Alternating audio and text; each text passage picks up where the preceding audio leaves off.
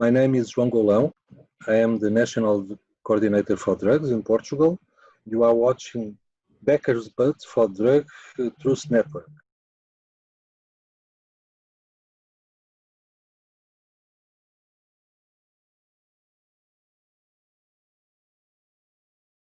So what do you want to talk about?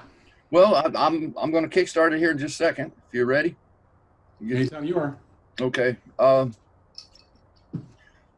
Well, I'm thinking it was right at 20 years ago. I heard about a group that was coming to Texas, Journey for Justice, they called themselves. Met up with them in Houston. They had a cage, a jail cell. They were pulling behind a trailer. They had people in it. They were calling for the end of drug war, legal marijuana, and in particular, they were protesting what was going on in Tulia, Texas, where I forget, 20 or 40 black folks had been arrested, set up by a rogue cop named Tom Coleman. And the guy heading up this effort was, I think then the head of the Drug Policy Foundation. He, along with Jody James. Jody James and your co-leader, Arnold Trebek. Arnold Trebek, yeah. We just lost Arnold not that long ago. And I guess what I'm wanting to do today is speak to Mr. Kevin Zeese. How you doing, Kevin? Great. It's great to see you again. It's been too long. It has been too long. And Kevin, this morning I had tears in my eyes thinking about the 20 years I've put into this, and from my perspective, how little progress towards legalization we've actually made, how there are still these folks in positions of power who stand forth proclaiming their morals are offended and that it needs to last forever. But you've been at this longer than I. Perhaps you have a different perspective. Are we making progress? What's going on, Kevin? Well, I got involved in this when I was in law school in Washington, D.C. at GW in 1979 as an intern. And my first responsibility they gave me at NORML was, NORML is the National Organization for Reform Marijuana Laws, was responding to prisoner mail.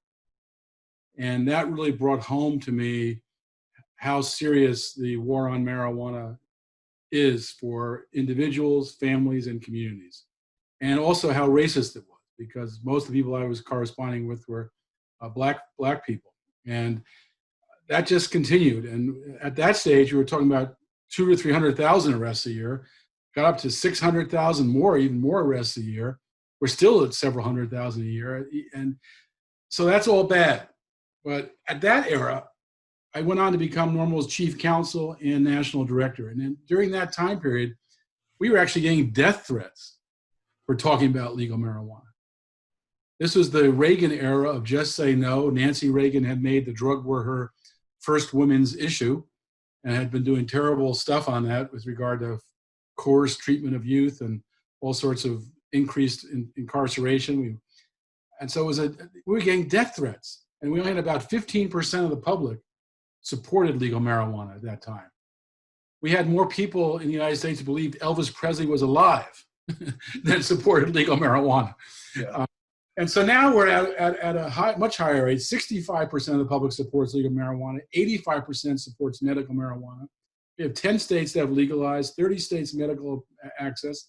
So we're making progress. We're seeing a downward trend in arrests, a beginning of a downward trend in mass incarceration. So those are all positive signs. But it has taken way too long to get this far, and we have not gotten far enough. And the fact that Joe Biden, who is the architect of the marijuana war from the Senate, architect of mass incarceration and mandatory sentencing, is the Democratic flag carrier for the presidency, is not a good sign. He still opposes legal marijuana, despite 65% supporting it being made legal. But he's on the wrong side of many issues. He also opposes single-payer health care, Medicare for all. Again, 65% support that. Taxing the wealthy, 90% support that. Green New Deal, again, 80% support for that. All these issues Biden is on the minority on. And so we're part of the majority.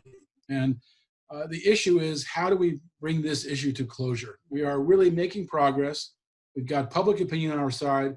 We still have a good core group of organizations and activists working on this issue. That's critical. And so I think we're making progress, but we're not over the finish line at all. And the movement needs to continue to grow. And that journey for justice, by the way, just to mention something about that, since you brought it up, that was a great event for me as well. The people in Florida really organized it, Jody James and her crew. I came along as a kind of a national person and was their lawyer through the process. We went from town to town in Texas, from prison town to prison town, towns that were based on prison populations for their income. And we had this jail cell behind the trailer. We also had medical marijuana users in the trailer, in the van. People using marijuana medically in 2000 in Texas. Pretty amazing. So we had many conflicts with the police during that tour. And I'd get out and talk to the police, of course, keeping them out of our RV because we didn't really want them coming into the marijuana smoke. And no one was arrested. And in fact, we've discovered along the route, there was one moment where I was taking a break and our crew went out to tour a town and they got pulled over and I got a call that someone was in a police car.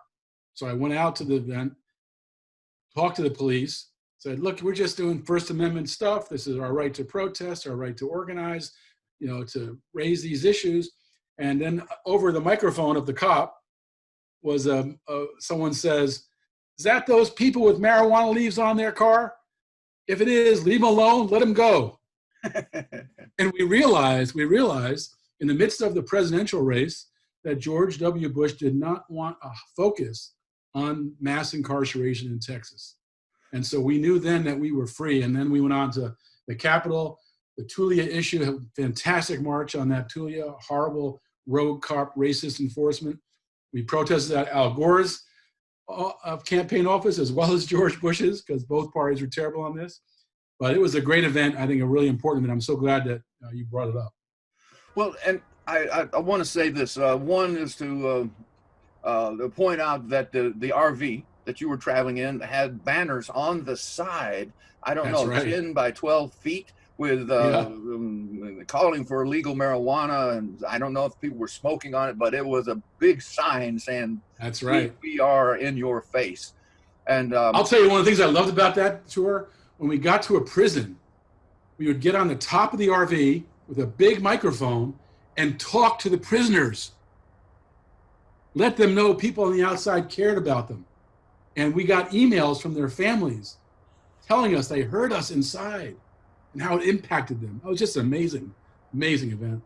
Well, it wasn't too long after the journey came through Texas that I started working for Pacifica Radio at KPFT and started working for the Prison Show, which every Friday night blasted out our 100,000 watts to all the prisoners and within about 100 miles of Houston, and talked to them, allowed their family members to speak to them. It became, and I got to share this with you, that march in Austin. There was one big sign I remember, and me and this little black kid about 10 years old, he had one side and I had the other. And as we're marching towards the Capitol, I looked at his face and I saw the hope, the optimism, the potential. And that started a fire within me. There was already a spark, but that started it blazing. God damn it, I had to do something. And beautiful. And you've done great work. You've done great work. Well, thank you for that, Kevin. But it was your example, the example of those Journey for Justice folks. It was Arnold Trebach and his commitment and courage. And we moved beyond using the L word. We moved to using the full word, legalization. We dared to speak it publicly and proudly, and that's I don't know. It's just that was one of the major goals of Drug Policy Foundation when Arnold and I started it and started to plan about what we wanted to accomplish. One of the main goals was to make opposition to the drug war respectable. It was a third rail issue. In other words, any politician who touched it would die. And we tried to turn that around and into a respectable issue. Arnold brought to it, he was about 55, 60 years old, elder statesman, elder academic, had a history of working on civil rights issues. And he brought with it a lot of, age and experience. I brought with it a public interest lawyer. And so we combined to form Drug Policy Foundation, which became the largest drug policy reform group in the history of the country. It merged with the Lindesmith Center, and now it's Drug Policy Alliance. And it just was very quickly, we started to get people to join who were the usual suspects, people who were impacted by the drug war, people who opposed marijuana being illegal, but also unusual suspects, members of Congress, former police chiefs, or current police chiefs even, mayors, Surgeon General, former Secretary of State George Shultz, a lot of people who would not be expected to be part of the opposition to the drug war started to come forward. We tried to create a space where those people could come together to show that the opposition to the drug war was respectable, it actually made sense, and that it was a priority issue to end this violation of people's basic rights to control their own body and end this mass incarceration that was often racist. And as sadly has been shown, the racist aspects are still there. They're still flaunted, if you will, in many ways by the actions of law enforcement against people of color. That is becoming obvious to more and more Americans. It's being recognized for what it is. And I guess what I'm trying to say here is that hopefully that's giving some more support, more backbone to others to speak boldly of the need for change. And I look at it this way, Kevin. I think most people, most politicians, most media all get that this is a sham scam, that it is not working, that it needs to be redirected. But so few are willing to step forward and proclaim that need as yet. Your thought there, Kevin. Well, a lot more people will step forward than they used to. And yeah. I suspect you're right, that they know it's a sham. They know it's a disaster. And even Joe Biden knows it. That's what's so disgusting about his behavior. He knows it's wrong. His architecture of the drug war and mass incarceration has destroyed communities, destroyed families, and impacted hundreds of thousands of people. So he has a lot of drug war crimes to make up for. But I think that you mentioned the people seeing the police violence, especially racist police violence, more clearly than they've ever seen it before. That's so true. And I think it's very important for our movement, the drug policy reform movement, to make it clear to people in this national uprising against police violence that the drug war is central to it. That as long as marijuana is illegal, it gives police an excuse to harass people, especially people of color and people who are politically more radical. In fact, President Nixon, when he declared the war on drugs and the war on marijuana, and of course he did that after the Schaefer Commission, the National Commission on Marijuana and Drug Abuse, recommended decriminalization. Nixon came out for the marijuana war.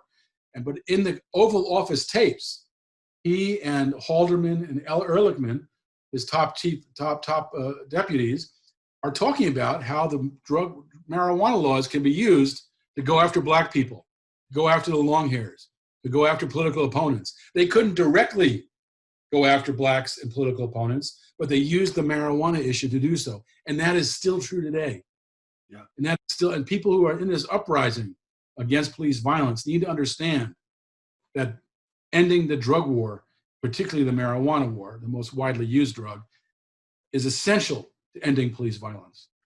Well, as I understand it, marijuana is still, the arrest rates for marijuana are still more than for all violent crimes combined across these United States to this day.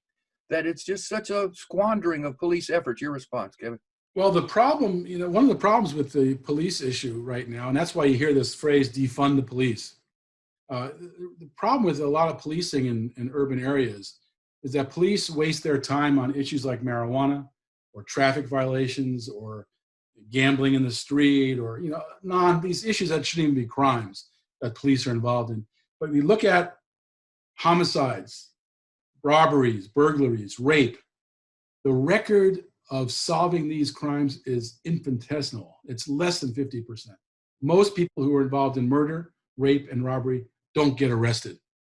And that's because police are wasting their time on issues like marijuana that allow them to intervene often in racist ways, or often in low class ways against people who are poor, white or black. And we need to reduce the police role in these other issues so they can focus on the real issues that deal with security.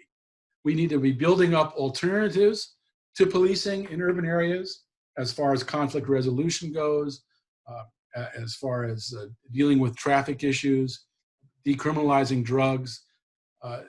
We need to get police out of that stuff where they intervene in people's lives, often in a violent way, and get police focused on solving real crimes. Then we can have real security. Now, one of the things I talk about, corruption. Corruption runs the drug war. Anthony Placido, who was second in command at the ONDCP, I have a quote from him saying, it's possible that out of the hundreds of billions of dollars that are collected each year in these drug sales, that approximately 50% of it is used to corrupt, to bribe border guards, judges, prosecutors, cops, and others. And I guess what I'm leading to here is that the corruption is widespread. We had a situation recently in Houston. They call it the Harding Street bust. I don't know if you heard about it, where the cops busted in the door, shot the two homeowners and their dog, wounded each other by shooting through the walls. And then it was determined there was no drug buy, there was no valid search warrant, there was no reason for this to exist. And the DA's now finding, examples of taking drug buy money, et cetera, corrupting the situation even further. And I guess what I'm saying is, this is one example. We have the situation in Tulia. We have where the crime labs are found to be deficient, leaking roofs and ineffective technicians, et cetera, et cetera.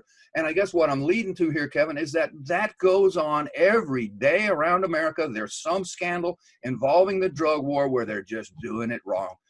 And it's so true. It's so true. And the corrupting influence of the drug war on law enforcement and on politicians. I mean, Joe Biden is corrupt in that he knows it's a failure, knows it's damaging, and still supports it. That's corruption. But the kind of corruption you're talking about at the police level is why the organization Law Enforcement Against Prohibition was formed. These were former drug enforcement officials who had seen what the drug war was doing to police. It was corrupting them on an individual basis too often, because you go into a drug bust and there's a pile of money. So you take $10,000, who's going to know? Or you take a bribe to not enforce the drug laws against someone who is making money from the industry. So they saw that. They also saw how police decisions were being corrupted, because it's a lot easier to arrest a marijuana offender than it is to investigate a homicide. Yeah. It's a lot easier and more profitable for law enforcement to focus on seizing someone's vehicle, seizing their bank accounts, in forfeiture laws that allow them to seize before someone's even convicted. That's a profit-making endeavor for police. It corrupts the entire police department and the direction that police would go. Rather than focusing on rape, robbery, and murder, they're focusing on seizing people's property because it makes money for their police force. So yes, the corrupting influence is endemic, not just for the individual police, but to the entire police department and to our politicians. And to me, it comes back to this forgiveness that is, given to these corrupt cops, and the belief that, okay, we're going to get it right now. That this time, the corruption won't grow again. It won't rear its ugly head, but it's cyclical. It just happens every 10 or 15 years. A new discovery is found, and more investigation is necessary. I don't know what point I'm making there, other than it's baffling, truly, that this belief system continues. I call it a quasi-religion, that people believe drug war to be so necessary because of the possible proclivities of their own children may lead them down that path to hell. Your response there, Kevin? Well, and it's also, drug law enforcement is unlike many areas of police enforcement in that often police will go undercover and start to deal with people in ways that make them more criminal. In other words, an entrapment kind of situation. Yeah. And so that intervention of police into people's lives is very abusive and really in total contradiction to the U.S. Constitution's protection against illegal search and seizure, self-incrimination, and our right to privacy. Police will come into people's homes and inject themselves into people's affairs in ways that are just inappropriate. And that kind of attitude that police can do that leads to, again, misdirection of police enforcement. Now, in my city, Baltimore, we have a big problem with police in that police will arrest folks in Black communities. Well, this is when Martin O'Malley was mayor and running for governor of our state, he had a program of mass arrest in order to make himself look tough on crime when he was running for governor. What that meant was Black youth on a street corner would get arrested for no reason. They'd be brought to jail. They'd spend the night in jail. The next morning, they were given a piece of paper to sign that said, sign this, and they were told, sign this or you'll have a criminal record. And lawsuits were filed. There were actually hundreds of thousands of young Black kids arrested under those kinds of conditions. And that's why we had the Freddie Gray situation. You may know Freddie Gray, who was shot and chased and backbroken, led to mass protests and uprising in Baltimore. That kind of police behavior, injecting themselves into people's lives, often on false accounts, is not healthy for a democracy. And any democracy that can't control its police is a failed democracy. And so that's why, I currently work at a group called Popular Resistance.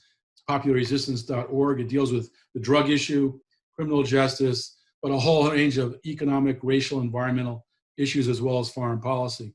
And at popularresistance.org, we advocate for community control of police. What that means is democratic community control police. People elect a council that determines how police operate in their communities. They can hire and fire police, review police contracts. They can urge judges to start a grand jury investigation of police abuse. And this is what we have to see. And ending the drug war is part of this transition. It's a transition from communities controlling how they are policed, not police abusing communities, as often happens in Black communities these days. People who live in our Black communities in Baltimore feel like they're under occupation. And the drug war is part of that. Drug war is a tool of that.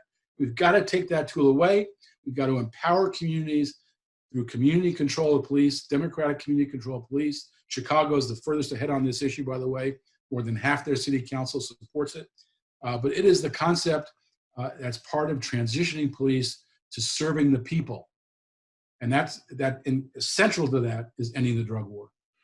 Well, Kevin, you mentioned Baltimore. One of my other guests on the program is Neil Franklin. I love Neil. And he talks about, I forget the exact term, but jump out boys or whatever. Oh, yeah.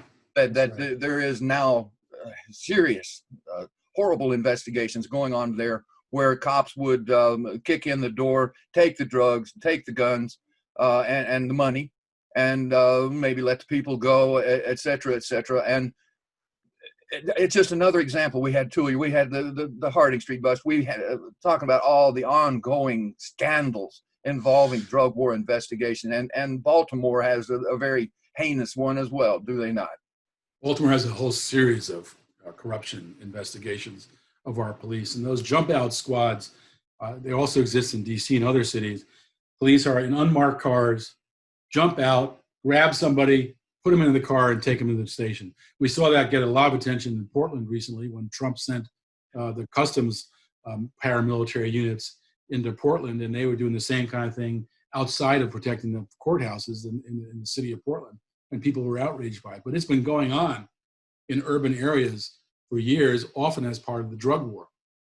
Same with stop and frisk, which in New York was targeted in Black and Latinx communities, where police would stop and frisk for no reason, and often what they'd find would be a marijuana cigarette. And that would become the excuse for arresting somebody. When someone's arrested, even if they're put on probation, they're on probation. And when they're on probation, any other infraction leads to them going to jail. And so it's a kind of a upward rising cycle that increase the risks of people in communities that are over-policed. And that over-policing, of course, really came from the 1994 Crime Control Act that Joe Biden pushed through the Senate, which added 100,000 police to the streets, and at a time when militarized police, military equipment was being shared with police. So the problem that we see of militarized police, both at the federal and local level, stems from this drug war. That was the root of it. The 94 Crime Act really was because of the drug war. It was mainly about the drug war and put in all sorts of extreme mandatory sentences, especially racist mandatory sentences when it came to crack and powder cocaine. Crack being the more common drug of poor communities because you can buy a small quantity, even though it's more expensive than powder was, you could buy a small quantity at a cheap price, seemingly cheap price. And so it's very popular in poor and Black communities. And that disparity in sense between crack and powder, 10-to-1 ratio, led to a lot of African-American people going to jail for a long time, who are still in jail as a result of that crime act. Yeah, 10, 20, 30 years for these minor amounts that don't amount to a hill of beans in the overall scheme of things. That's right. That's right. That's the abuse of this situation. And you know, when that was being passed, Biden, who was chairman of the Judiciary Committee, would only hear from police who supported it, prosecutors who supported it, judges who supported it. He would not let people who opposed the drug war, even if they were police or prosecutors or judges, testify. As you remember, we had judges. Judge Sweet was, I think, the first Robert Sweet of New York, who became the most famous for coming out for legalization and ending the drug war. Very powerful spokesperson. He could have testified and said no.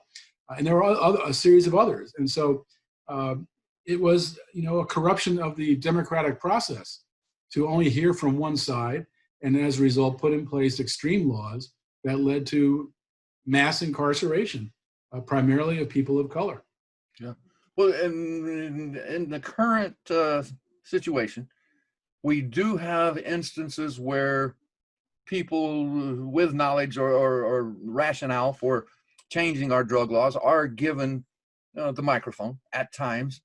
But in the very specific instances where, I don't know, the head of the DEA, ONDCP, the U.S. Attorney General or the president have the bully pulpit. They speak with a great authority that their knowledge is worth respecting and continuing forever. And at those points, we do not have the other side. We do not have the opportunity to kick them in the teeth to say, you're full of it, and here's why. And I guess what I'm trying to say here is that we need that opportunity. We need that great open public debate to occur, do we not? We do, but it's also, while we're in this kind of very negative analysis, I think it's also important to remember we are making progress. Yes. 10 states, more than a third of the population, now live in states with legal marijuana. 30 plus states now live with medical marijuana. The word harm reduction, which we brought to the United States in the 1990s, it came from Europe. It was not allowed to be mentioned in government reports, not allowed to be mentioned in UN reports. Now it's mentioned, and now it's becoming the policy.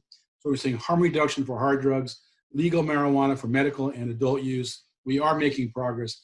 When we get the opportunity to speak, we win.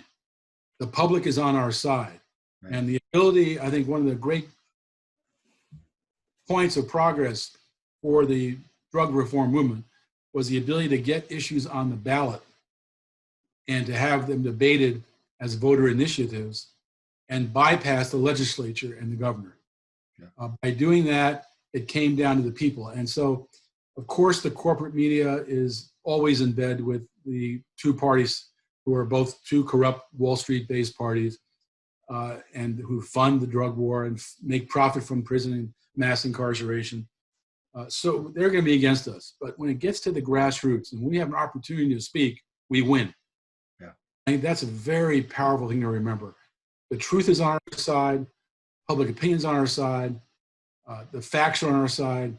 We will win this. I think the key is to be persistent and not build a positive spiral from the progress we have made.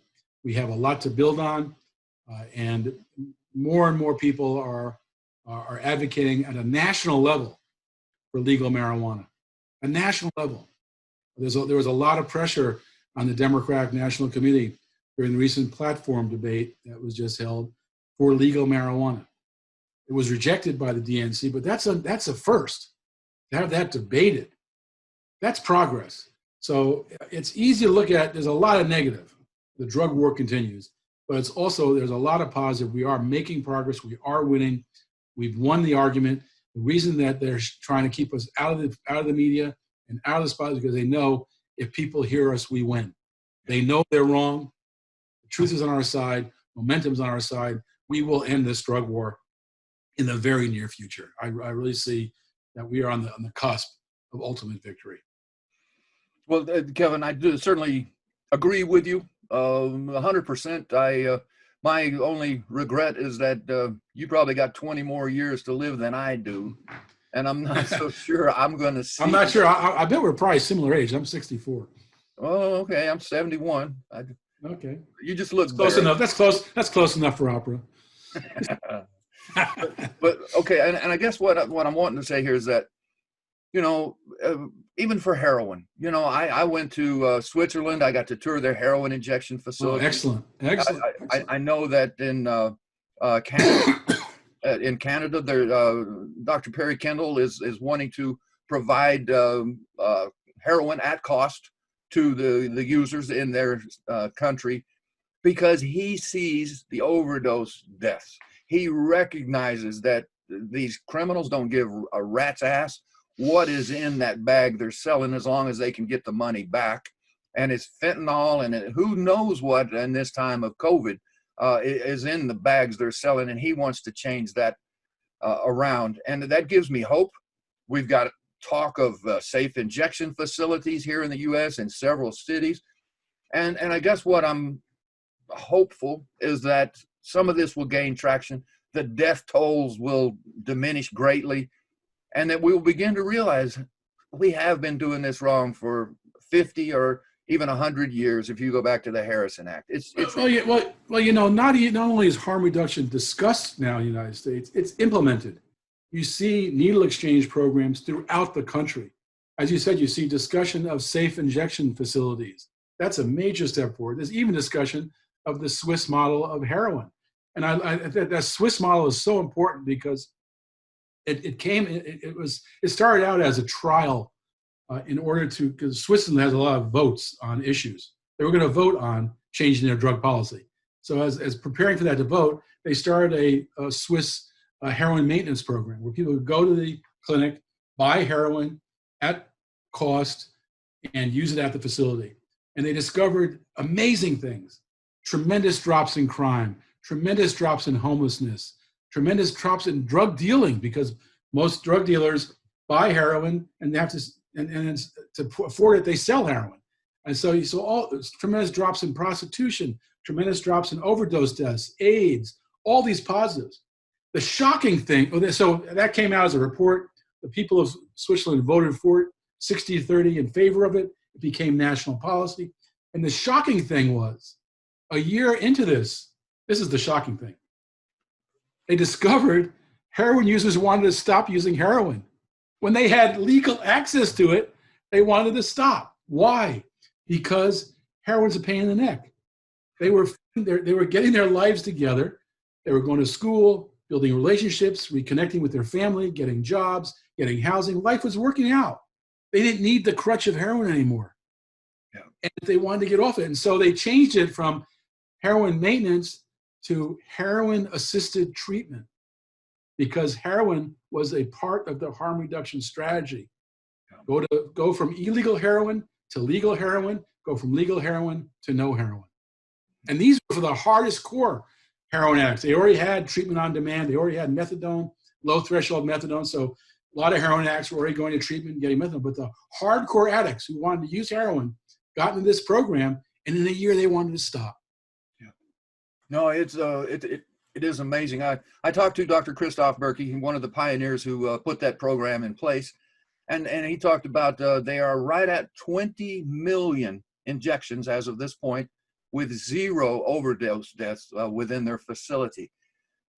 This is such a fantastic, isn't it? I mean, well, Kevin, one of the things that I'm, seeking with this reach towards the moral high ground is a perspective or a response, if you will, from, hell, I don't know, Joe Biden or Donald Trump or Attorney General or one of these top dogs I was talking about whose, quote, influence and stature compels this drug war forward. And the two questions I have is, one, what is the benefit? What is the benefit of drug war compared to the horrors that it inflicts on the whole world? What do we get back that makes it worthwhile? And I don't think you have a real answer to that, but your thought there. Well, I think that's a great rhetorical question because it highlights the fact that there is no benefit. The problem with the drug war and treating drugs as an illegal activity as opposed to a regulated public health controlled activity is that in addition to having a drug problem, which you have either under a legal or illegal system, in an illegal system, in addition to a drug problem, you have a law enforcement problem with all of its negatives that we've discussed: corruption, racism, mass incarceration, destruction of communities, all that law enforcement does that's so negative. And you're putting police in charge of a public health issue that they're not trained for. And a lot of police will tell you that. We're not really effective at treating drug abuse. That's not ours. We're effective at enforcing laws. And so the benefits of law enforcement really are costs of law enforcement. The benefits of a public health approach based on harm reduction and legal adult use where appropriate. And of course, for each drug, legal means different things, just like with currently legal drugs, alcohol, prescription drugs, tobacco, caffeine. They're all legal drugs, but they're all regulated differently. The same would be true with the currently illegal drugs, marijuana, cocaine, heroin, whatever the drugs. They would be treated differently under a legal regimen. The benefit of that is you actually get control. You get a public health control. People who actually deal with, understand drug abuse and understand harm reduction, how to reduce the negative effects of drug abuse, they're in control, rather than police who have no real skills in those areas, no training in those areas, and they'll tell you that themselves. All they can do is enforce the law. You can keep filling up the prisons, courts, probation, wasting judges' time on all that stuff, or you can take it with the real solution, a public health approach based on harm reduction. And that's where we're going. I think we're making progress. People are seeing that more clearly. I think your question is exactly right. And I love the idea of framing it as the high moral ground, because that's what I just described shows the immorality of the current system and the morality of a more sensible approach.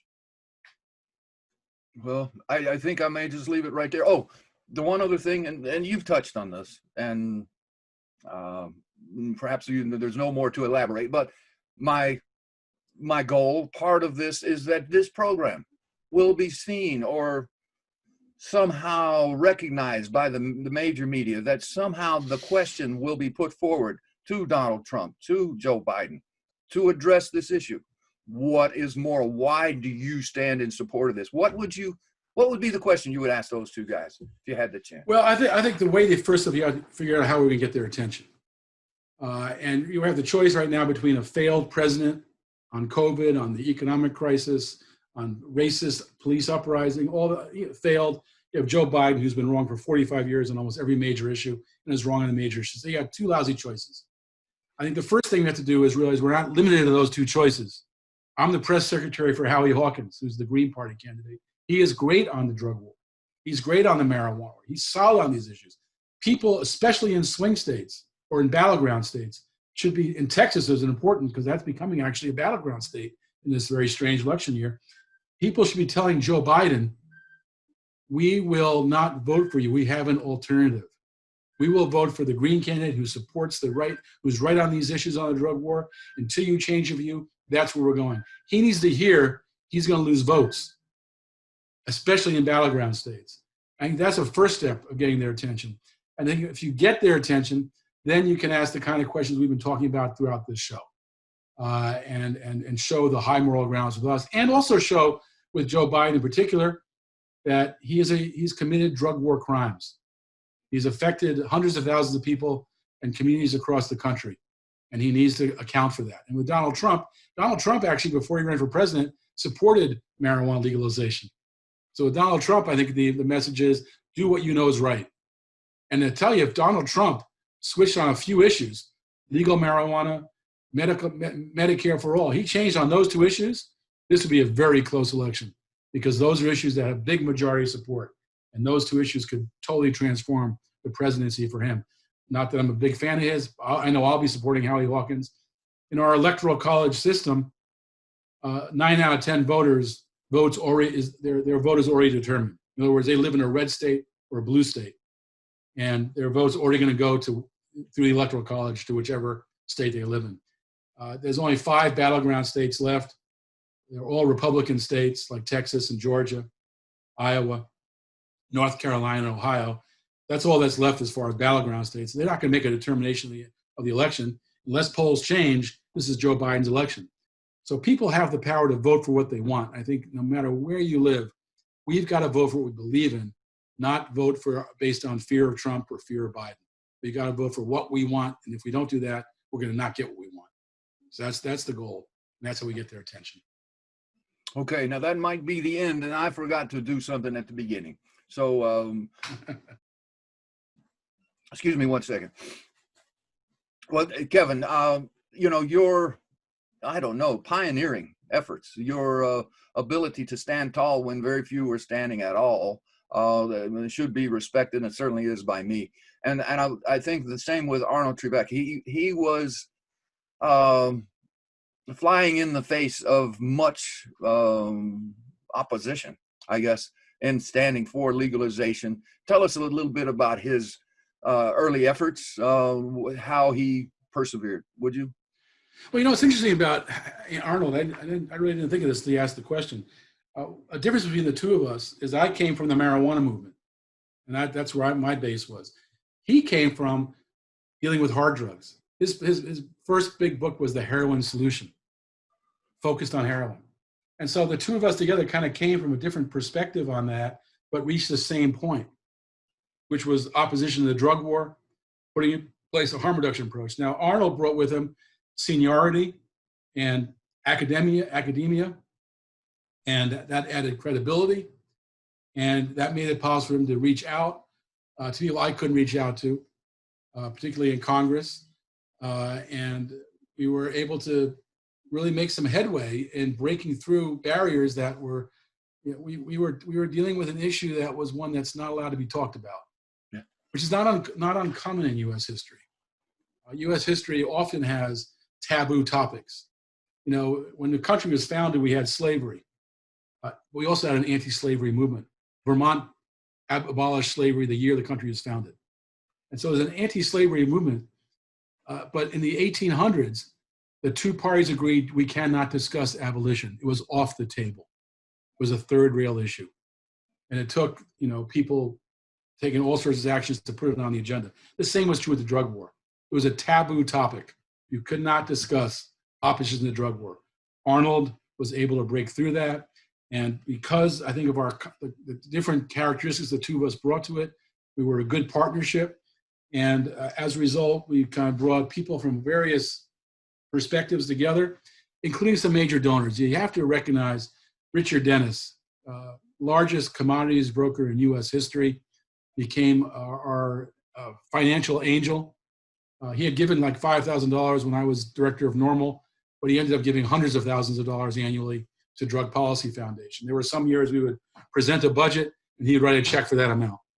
And then we'd use part of that budget was to expand our funding base to small donors. And so that was critical. People like Robert Field were critical to my career, philanthropist, hotel and apartment builder. George Soros was critical to putting things on my ballot. Peter Lewis from the insurance industry, another critical player. There were multiple big donors who came in, but then there were activists of all sorts. And so whenever I think of Arnold and me and our work, I don't think of just Arnold and me. I think of the whole movement. Because what we were building, and you're part of this too, your role was very important. I don't know if you know how important the work you were doing in independent media was, but all of this was important. That's what movements are. made up of lots of people coming together. On Popular Resistance, we have a movement school. If you go to popularresistance.org, it says school on top. It's a web-based school, 8 classes on how social transformation occurs. We discuss how movements develop, the 8 stages of social movements, how they grow, how they become effective, how the status quo fights against us, how you overcome it. There's amazing history there. And the drug war, ending the drug war, is part of that kind of process. We are in the stage of winning. Now we have to protect those victories and build on them. This is the final stage of the drug war. This will be the last decade of the drug war. And I think the work that Arnold and I built on, because we didn't start it, normal existence since 1970. There was a group called LEMAR from the 1960s, legalized marijuana. So it's a long-term process. We came in at a good time that we could kind of make it respectable, but it's continuing and it's ongoing. And we are going to win this issue in this decade. The drug wars days are numbered, and it's thanks to the work of you and really hundreds of thousands of other people that made it happen. Arnold and I were lucky to form the Drug Policy Foundation at the right time and do what we could to help build that broad, diverse movement that was needed to make this happen. Thank you. Thank you, Kevin.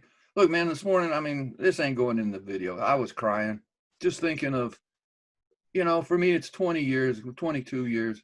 For you, it's 30, 32 years. And actually 40, actually 40. 40. Yeah, well, I did not know. but the point is that we own that moral high ground, and it's just such a damn shame that we need that opportunity to just kick them in the teeth. I don't know. But we're doing it. We're making it. We're making the opportunity. It's you know, we can't count on anyone giving it to us. We have to make it. Yeah. And that's the reality. That's what movements do. And I just hope that the progress we've made on marijuana doesn't undermine the movement. Sometimes progress slows the movement down because California, Oregon, Washington, New York, all these states, Massachusetts, that are legalizing marijuana, there's less activism then. Yeah. We have to somehow not let our success undermine the need to finish the job. Well, for what it's worth, we started out talking about doing a 90-minute special, you know, seeking the moral high ground. But now I'm thinking maybe we're going to do a weekly half hour and just go at it. Great. Hopefully, you know, get some respect, get some viewers. I'm talking to Discovery Channel. Seems pretty unlikely. But, you know, at some point, we will get that full respect. We will get that debate. We will get that opportunity, will we not? We will, and I appreciate you sticking at it. It's so important. Well, Kevin, thank you for your time. Great to see you. Really great to see you. You too. It's been too long, man. Thanks for thinking of me for this. I'm glad you remembered I existed. Well, no, you're going to be in the first one. You and probably Ethan and I don't know, maybe Doug McVeigh and Doug is great. He's still Matt Elrod. Some of the people who latched onto this and have not let go. That's right. But anyway, Kevin, best of luck to you, sir. All right. Thanks a lot. I'll call on you again if doing these half hours. Of course. Might need to. Of course. All no right. problem. Thank All right. you. Talk to you soon. Bye-bye.